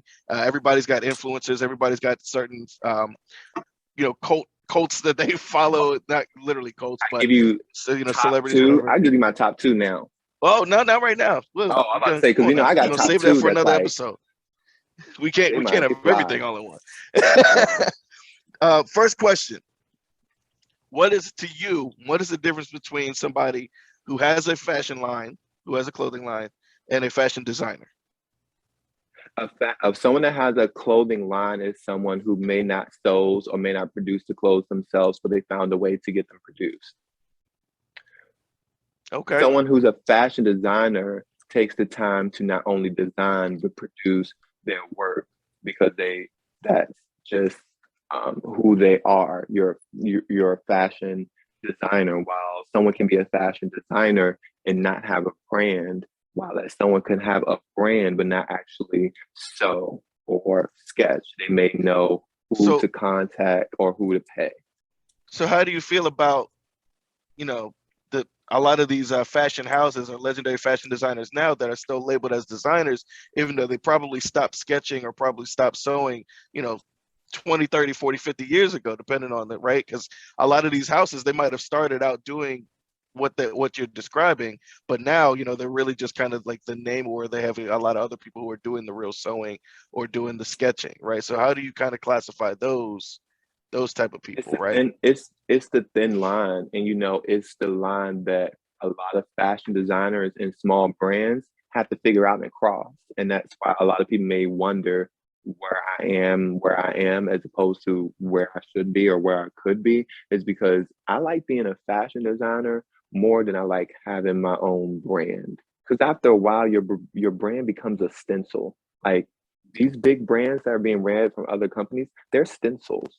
The person that is the creative director of the brand, like Virgil is the creative director of Louis Vuitton, he is following a stencil. He can add his flair, but his flair is based on a stencil. on a logo that he has to use, on a color palette that he has to use. And when you're a fashion designer, you can do whatever you want. Okay. Okay, I like that. So that's the difference. What are the top 3 things about fashion that you wish for the mass consumers to know, that you think they should know, or that you wish they did know? Style is important over trend. Form follows function. That's a big one for me when it comes to fashion. Form follows function. Don't be out here dressing in a way that's really not you, and that goes for a cultural appropriation and all that kind of stuff. My third one is don't be afraid of luxury. I don't know if that's a good thing, but when I say by that, don't be afraid of luxury, is that don't be afraid to splurge on a piece for yourself. Luxury lasts a long time. High price items are meant to last a long time. Form follow function means that make sure you're dressing for who you are and dressing for what you do, because sometimes that can be dope. Like for instance, I love, if you are a girl that works, like for instance, let's say you are a nurse, maybe your Crocs should be dope as hell. They should be nice and colorful with your all little pins in and stuff like that, because that's a part of your form that follows function. Same with, you see what I'm saying? Like who you are and what you do in your daily life. Because my thing is, I hate meeting someone and seeing their style and realizing their style is nothing near who they actually are and what they actually do. Because I feel like the form is not following the function.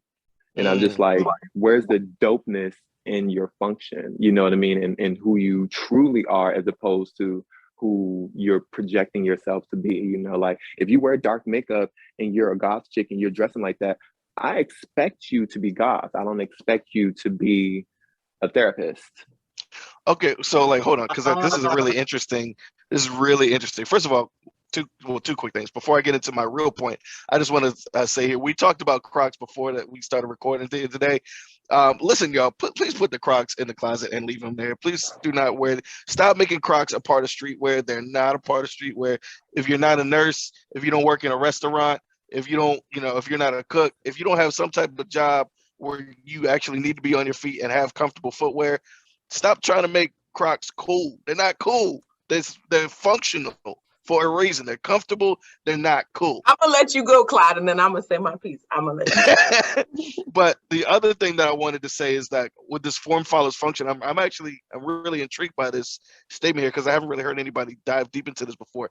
But I guess a counterpoint to what you're saying with the form follows function is that you don't think maybe that could be a product of perhaps like code switching, where like, because you have who you are outside of your job, but you have who you are inside of your job, right? So there's certain things that I love to wear and that I love to do that I know I can't necessarily bring to the office, right? So in the example that you used, where like, a woman could potentially really be goth, like that's what she like really clicks with, that could be her niche in fashion, right? She might love the black boots and the tutu skirts and the dark makeup or whatever, but her career is a therapist, right? So she can't necessarily always do that type of thing. So like with the form follows function, you don't think there's necessarily exceptions to that type of thing? What I mean by form follow function is that, baby, I hope you fly during both times. I hope the energy is kept in both places. I hope that you just as fly as at work, that you're just as fly outside of work. I hope that you don't put that interest in your that lifestyle, and then you show up to work and all of a sudden you're not the same person. It's really like, I'll use myself for interest. I'm a very colorful person. You best believe if I walked into a professional environment, I'll be just as colorful. Yeah, me too. But for certain, especially for people like us, people of color, there's certain things that we just can't always necessarily do when it comes time to like our work establishment, right? So, but the function changed. The form hasn't changed, but the function has. That's what's like. I would hope that the form can follow the function. It's about code switching, but not about code switching 100% here and then 25% there. No. It's all about form following the function. It's meanings. Have you ever met somebody that you worked with and be like, you can't dress at work. Your professional clothes ain't there. Then you see them out of work and they got some fresh J's on and some other shit. Like, whoa, whoa, whoa, boo. Where's the form following the function, baby? I need you. It's fly 24. It's raining outside. It's raining outside and I'm still fly. It's snowing outside and I'm still fly. It's hailing and I'm still fly to my aesthetic, to my function with the form. I feel that. It's a full 360. It's like, baby, I can dress no matter what's going on. Oh, you want me to dress up? Now you want me to dress in professional attire for an interview? Oh, baby, and it will still be.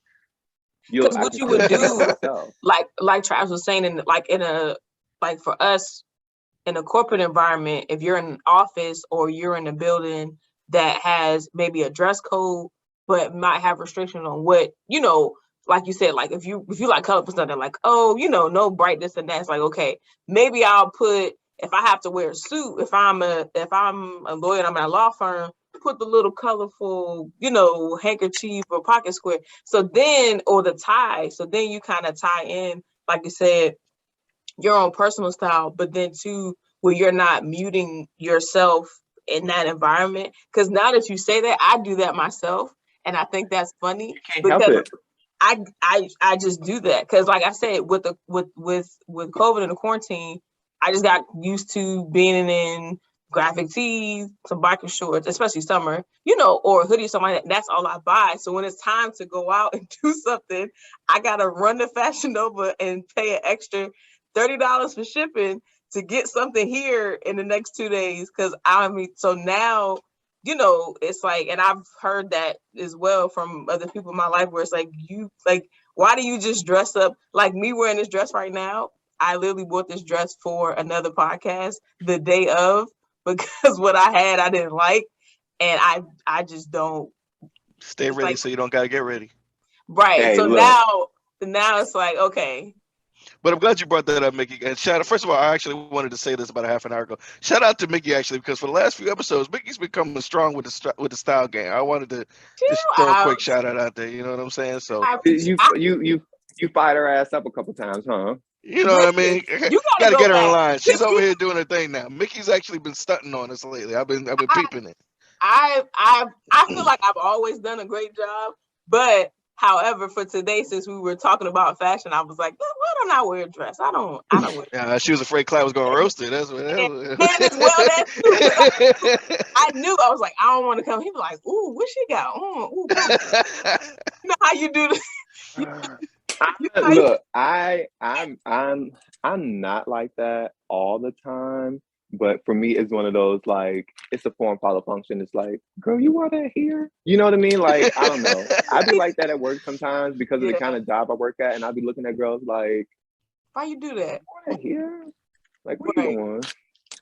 And if you're going somewhere, why are you going with that on? Right. Like, I don't know. Wait, if you're going somewhere, why you go? I need a shirt that says that ASAP. Put that on your website. I want where you going, and if you're going somewhere, why you got that on? I will buy that. I'm dead serious. I would buy it.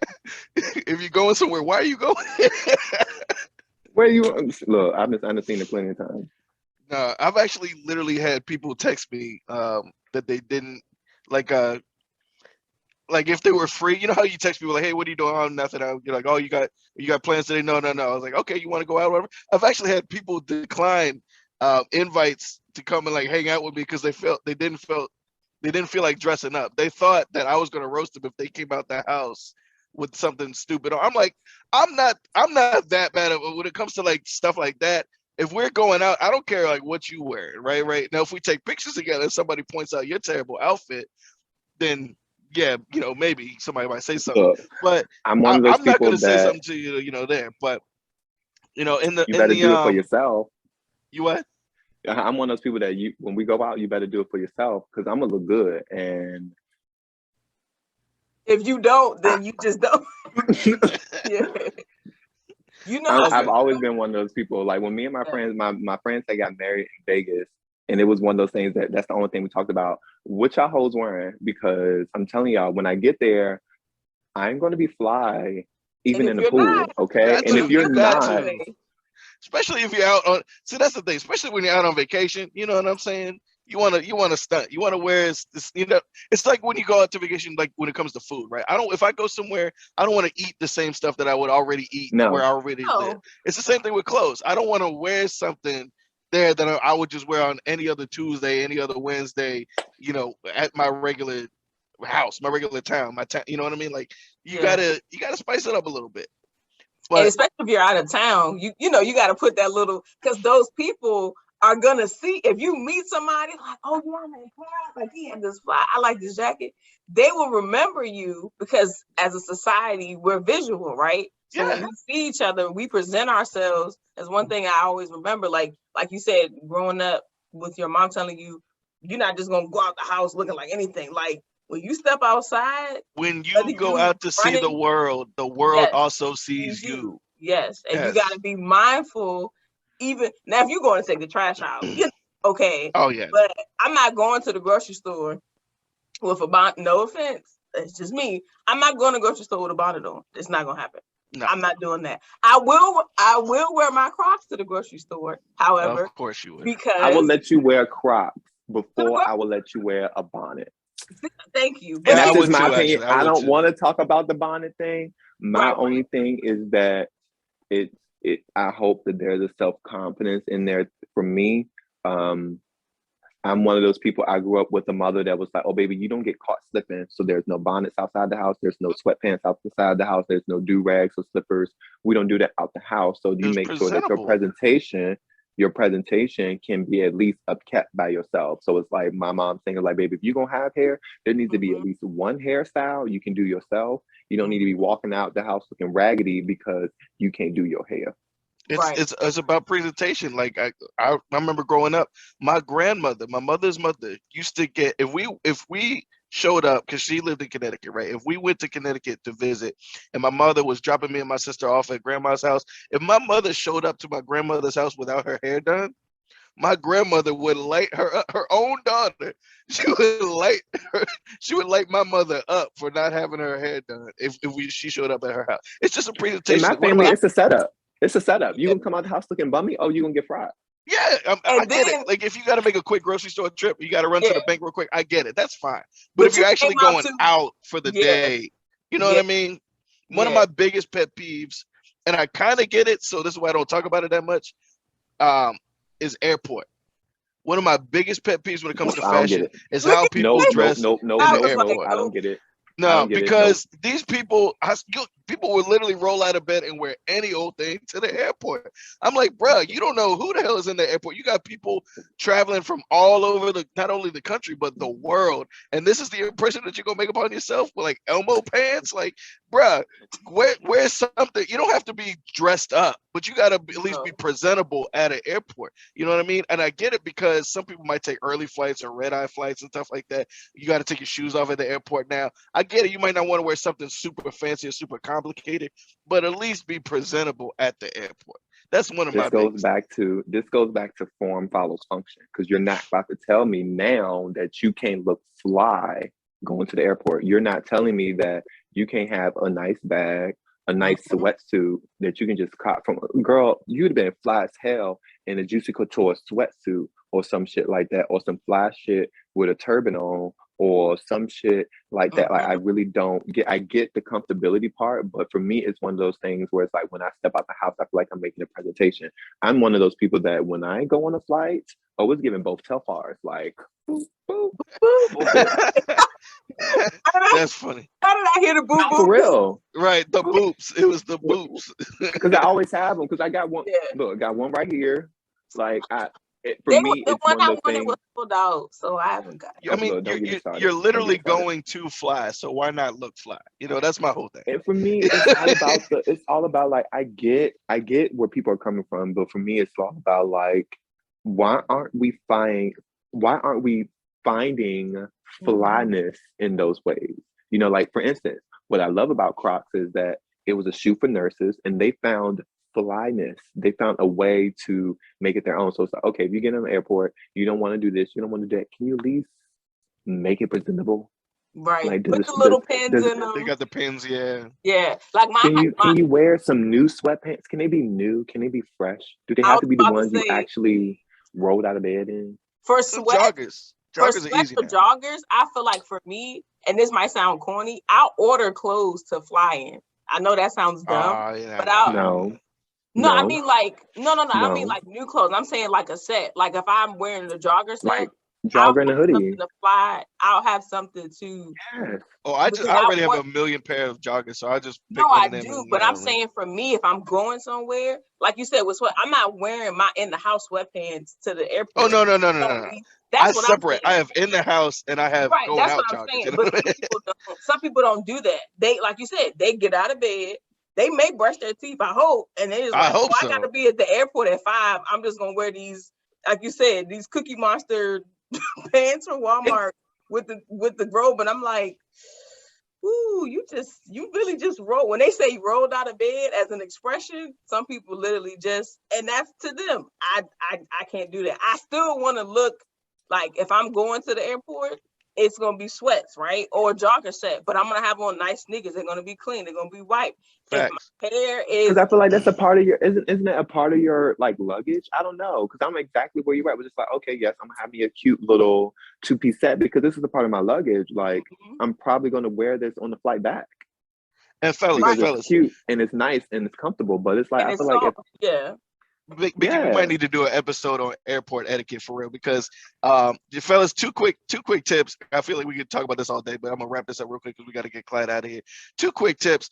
You have to take your shoes off at the airport, right? It's been 20 years since 9/11. Everybody knows you got to take your shoes off at the airport. Do not wear holy socks to the airport. We see when you have to take your shoes off. If you know you have to take your shoes off, why are you gonna wear the socks from the back of the dresser that got the holes in them so your toes are sticking all out, bro? We wear some regular socks, and that goes for you ladies too. If you're gonna wear open-toed shoes at the airport, we all see you in the security line. There's 50 people behind you. Why you got your toes all busted up? Like, come on. I'm glad I got my mask on because I'm gonna be making the face.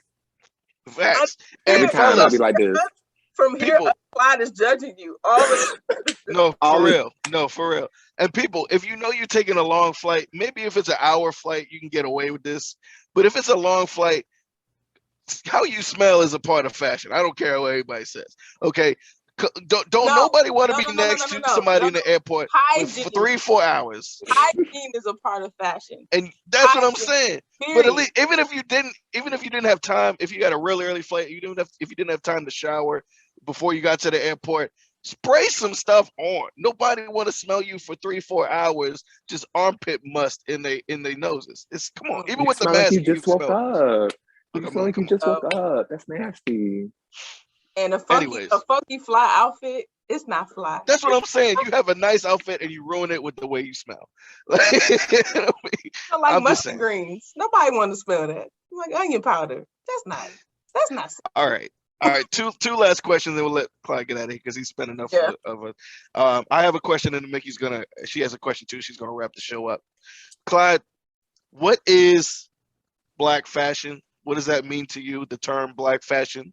And what is, to expand upon that, what is a misconception, I guess, that you feel like people have about Black fashion, or maybe something you want people to know about Black fashion? Okay. What is Black fashion to me? Black fashion is really making something out of nothing. It's been the Black aesthetic since we got here. It's always making something out of nothing. It's about, come on, think about where the repurposing era come from. Where you think thrifting really thrives from? Where do you think the ripped jean era came from? Who you think invented that? The influence that we have, and that's the part that I love. And it kind of goes into the notion that people have where it's just like, we are the blueprint for fashion. You know that, right? We make like a lot of people don't know that, and a lot of people don't accept that. But it's like, I remember growing up and seeing my aunts and the girls in my family, Black girls, had long nails, and like living in California and seeing white girls with long nails. And I'm like, we are the influence. Now, something like that is considered a luxury. Having long coffin nails is a thing now, but it's like, ooh. With the gold they're doing that in Baps. With the gold ring stacked on, like how you said, like your older aunts, because same thing. Like my nails, I always like my nails long, But back then it was ghetto. The girls with the long nails with the rings was like, oh, that's ghetto. Or with the nose ring, it was like, ugh. And now white America is like, oh, let's appropriate this. This is cool. These boxer braids are cool. And it's like, ma'am. Everything is ghetto until white people figure out how to make a profit off of it. And it's not even that. It's ghetto. Ghetto is fashion. Ghetto is exactly what fashion is. Ghetto is being like, all I got is this. Oh, baby, and I'm gonna make it look good. That's what fashion is. Fashion is, this is what I got. This is what I'm working with, you know, and going from there. And that's what makes Black fashion and streetwear dope. You got to think streetwear is really just about a combination of brands, a combination of things, taking things from here and there and putting them together. But you got to think a brand is not that. A brand is one aesthetic. You got to think Louis Vuitton is an umbrella based on an aesthetic. But streetwear isn't going to wear all Louis Vuitton. Streetwear is going to grab from what we can grab, what I can grab a hold of. You got to think, where do you think that the athleisure even came from? It came from being like, all I got is a sweatsuit. I'm wearing. And that's exactly, I agree. And I do think that the Black people are the blueprint for not only just fashion, but streetwear, because you brought up streetwear many times. And I talked about that at the beginning of the episode. The thing that pisses me off about streetwear is that when you think about the streets, right, you have a certain idea that comes to mind about the type of people, right?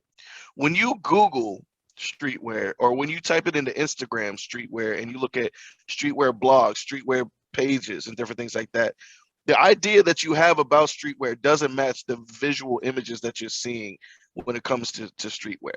Like, no. When I think about, there's a page that I was looking at earlier, I don't remember the exact page, but it was basically like New York streetwear or something like that, somewhere along the lines. Because I obviously, listen, the best people come from New York. Let's be real. Klyde, myself, everybody. I'm just saying. But they've always been known as the fashion capital when it comes to the United States, right? So when you think of streetwear, it gets no streeter, I know that's not a word, than New York, right? So when I think of New York street fashion, I expect to see a lot of Black people. I expect to see a lot of Hispanic people, because there's a big Hispanic population in New York. I expect to see a lot of Asian people, right? I expect to see minorities, because that's what makes up New York City. When you Google these streetwear images and you go to these pages, all you see is white hipster.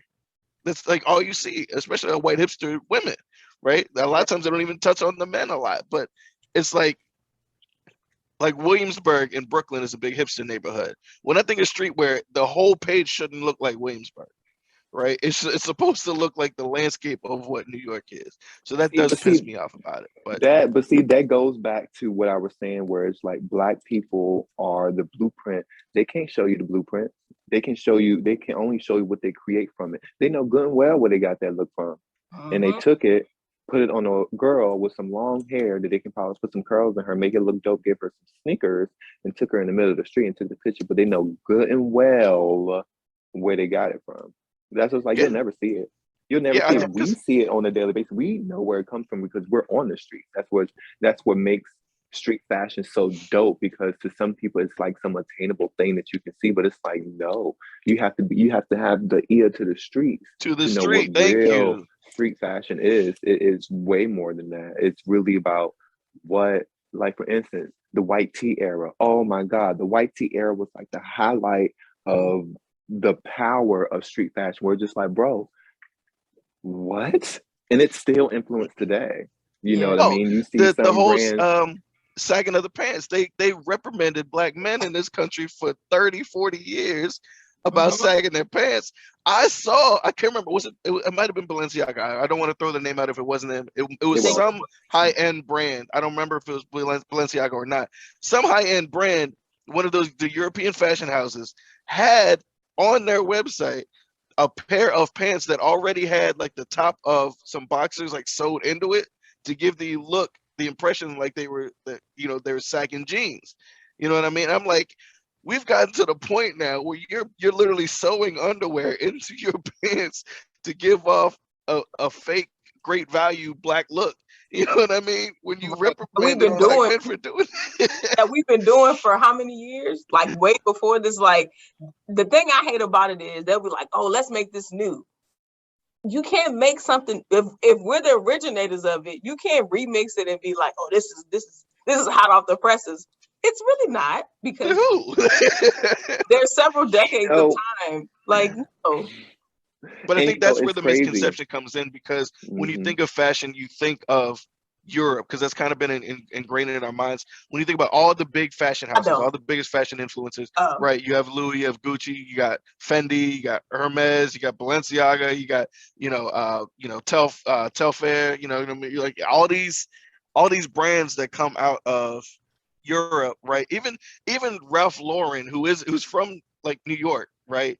His name wasn't Ralph Lauren, but he changed his name to make it sound, Ralph Lauren, to make it sound European. You know what I mean? Like all these brands that come out of Europe. So when you think fashion, a lot of people automatically just think of some European, city. They think of Paris, they think of London, they think of Milan, all this stuff. When, like Klyde said, we are the blueprint. A lot of those designs came from Black influences, came from African influences. You know what I mean? So I mean, it's and it's one of those things. It's one of those things where you got to think there's rooms where they talk about stuff and blah blah blah. And, everything is about somebody doing something, or someone who has a particular lifestyle, or funds or means or something like that. And it's really looking at white people and being like, I really can't, basing a brand off the aesthetic of, a white boy that grew up in a 2-person home. I mean, after Ralph Lauren done did what he did, I don't know what other brand is really going to do. So you really have to pull from a pool of people who have different experiences, who have some sort of community base where there's an understanding between each other, so that's why they take from us. That's where the long nail came from, because we as a community know what the long nails mean.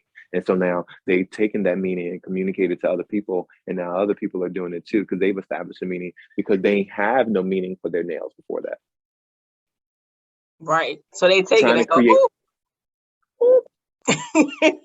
Now I have there you have Vicky making all these sound effects. Now I have purpose to my fingertips, but before I was just. And then the grab in the air. I saw. I hate that. I'm not gonna lie.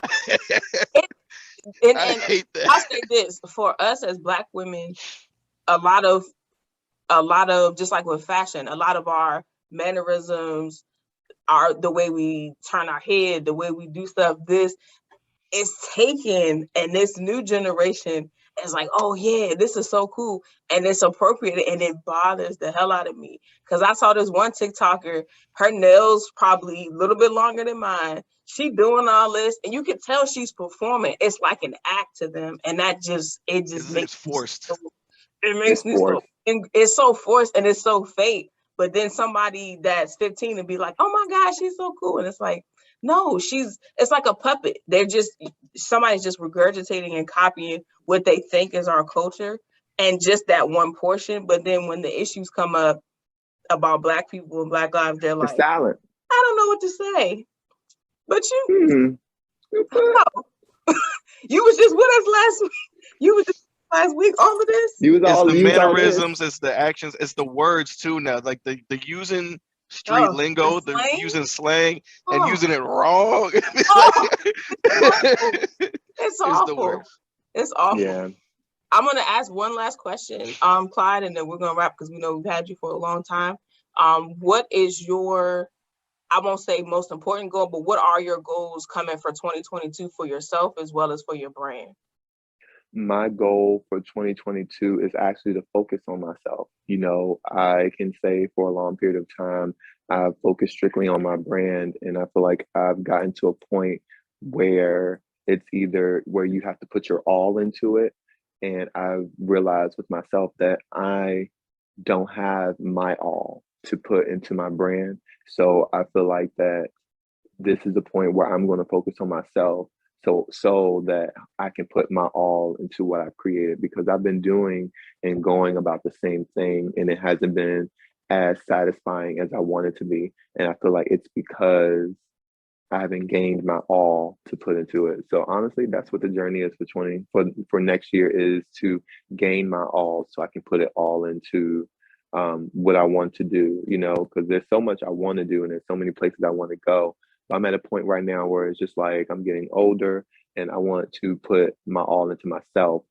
You know, I did the fashion designer thing in my 20s. And I say the fashion designer thing in my 20s because that's what I did all throughout my 20s. And now that I'm hitting 30, it's like, you know what? I'm gonna take a few years to focus on myself while still doing what I'm doing, but keeping it where it is now. And instead of growing it where it is growing myself so that I can put that into my brand. And that's where I'm at. And that's just some real shit. You know what I mean? Where just Can't like pour from an empty glass. you cannot, you know, it's really, and that's one thing a lot of artists, creatives, and people who want to build, you know, something for themselves need to know, like, you cannot build something if you don't have the materials. If you don't have, you cannot screw in a screw if you don't have a screwdriver. You can't pour your all into Wait a something minute. if It's you're not not true. all the way Black people been full. doing that. You know, God damn it. I mean, look, I can open a can with a knife. Okay, I don't even need a can opener. So I get what you're saying, but you know what I mean. Where I it's got just what like you meant. you cannot. What I'll say this: you can't continually pour into something when you're not at your fullest, or what could be your fullest, or what your potential could be. So I feel like I haven't reached my own personal potential. And then another thing is I've accomplished a lot of goals for myself early on and in my 20s that I didn't know I would achieve at that point. So honestly, it's also being at the point where it's like, well, Dan Klyde, you done did New York Fashion Week twice, you done did LA Fashion Week, you've been published in a magazine, you've worked with celebrities, you've done this, you've done that. It's like, well, the only place to go is really up. But it's like, dang, I'm gonna have to put in my all, because I'm gonna tell you now, it's a lot of money and numbers that go from when you go up. The design part really falls to the waistline. You know, once you, Yeah. it's all about money and numbers. So it's like Well, putting my, that's what I really wanted to get to, is that, like, because you talked earlier about, like, you're really in it for the passion that you love doing the design, but obviously most designers, not all designers, because some really don't want fame or fortune or anything like that. But for a lot of designers, you know, they want their brand to go to a certain place. So, like, you know, when Mickey's asking about like goals, is there like a certain, right now you're talking about, you know, kind of keeping it at a plateau for now as you work on yourself. But after that phase of your life is done, is there a certain place that you see your brand that going, or that you would want it to go? you know, this may be funny and it may sound like trivial to some people, but I want to be like Dapper Dan. I'm not mad at that. That's Dapper an Dan is amazing, an Like, that's an underrated amazing, legend. yeah. and I mean, when I mean like that, I mean to the point where, you know, I want to live my life and do what I do, and then my followers and my influence that I put on to a community of people rises me up to this position. Not really my work, because you know, you put in your work and you love what you do and you just love doing it and you're just calm being there. But having people, and that's something that's really real for me and what I do, is that I know I have a support system that really does lift me up. So that's one of those things I would love to have, you know, Dapper Dan's story, where it's just like he's been influenced so much that child Gucci had to give him something. Louis had to give him something. After they shut You him can't, down. Yeah. you had to give that man his flowers, because the influence that he had on the community that you know that you already copying, you can't even, you know, but that was just me. Yeah. Yeah, and by the way, everybody at home, if you don't know the story of Dapper Dan, please Google him. He is not only just a New York legend, but a fashion legend. That man, you know, a lot of your favorite rappers, you know, their most iconic looks came from Dapper Dan. So make sure you Google that at home. Mickey, why don't you go ahead and wrap the show up? We're so thankful to Klyde for joining us for these 2 hours here that he's been with us, Yes. taking the Thank time you. to, you know, give us a lot of insight into not only himself, but to the fashion industry and to the art industry. Because again, remember, he is an artist, not just a designer. He is an artist. So we certainly want to thank him for his time, and he will absolutely be back very soon. Because like I said before, Yes. a I little will. foreshadowing, we're gonna have another episode very soon that we're gonna coordinate with him. But I'm gonna hand it off to my amazing co-host here, and she's gonna wrap things out. Yep. So you guys, we want you to, I'm going to put all of his socials in the description box, website, and everything. I want you all to follow him. Look, you already saw the video. You already saw what we saw. So purchase something. Don't just look. Oh, that's nice. Buy something. Buy black. Be happy that you bought it. Be excited. And also to definitely make sure you like this episode, subscribe. I think we're at 105, 104 subscribers right now. And I'm not sure, somewhere around we just hit our 2-year anniversary earlier this month. So we are being back being more consistent. We're growing. We're growing. We're bringing on new dope people. Bringing on new dope people.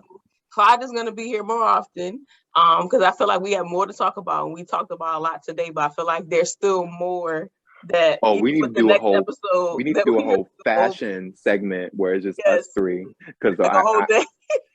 All day. Hey, I'm here for it. If I got a free day, which doesn't happen that often, but if I got a free day, we definitely would need to make that happen. And guys, we don't just bring these people on the show just for the sake of benefit, to be on the show. We are supporting these people. We are uplifting people in the black communities, black owners, these black movers and shakers in the community, and we're supporting their brands and their business as well. I have bought, Klyde mentioned it earlier, I have bought from his website more than once. Actually, on multiple occasions. So more than twice, exactly. So, and I'm sure Mickey, she's probably going to be buying some too. I've already bookmarked my stuff. So that's what I'm saying. This ain't just for the energy. Thank you guys for watching the Good and Terrible Show. It's been amazing. Thank you to Klyde again. My name is Travis. My name is Mickey. And you guys have a blessed day.